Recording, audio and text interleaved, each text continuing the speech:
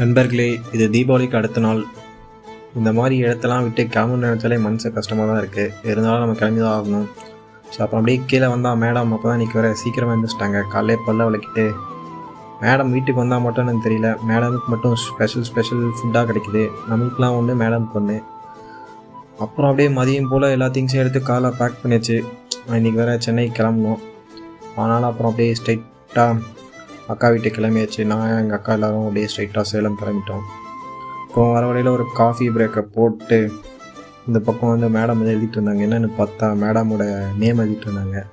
அது கொஞ்சம் ஜூமில் போய் பார்த்தா மேடம் பேரை தப்பாத்திட்டாங்க. அதை ஓடி வந்து கொடுக்குன்னு அழிக்கிறாங்க. அப்புறம் அதெல்லாம் முடிச்சுட்டு அப்புறம் அப்படியே ஸ்ட்ரைட்டாக வீட்டுக்கு வந்துட்டோம் சேலத்துக்கு.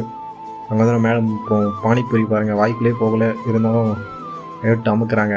அதெல்லாம் முடிச்சுட்டு அப்புறம் நைட்டு போல் பஸ்ஸு வேறு புக் பண்ணல. அங்கே போய் கண்டக்டர்கிட்ட எப்படியோ பேசி டிக்கெட்டை வாங்கி அப்புறம் அப்படியே ஸ்ட்ரெயிட்டாக ஏறி நம்ம சென்னைக்கு மார்னிங் ஒரு 8 o'clock போல் ரீச் ஆகிட்டோம்.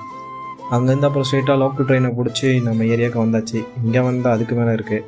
நம்ம ஏரியாவுக்குள்ளே ஏதோ காவேரி ஆறு மாதிரி இருக்குது, தண்ணி ஓடிட்டுருக்கு. அதெல்லாம் தாண்டி அப்புறம் அப்படியே ஸ்ட்ரெயிட்டாக நம்ம ரூமுக்கு வந்துட்டோம். நாளைக்கு வீடியோவில் பார்ப்போம். பாய்.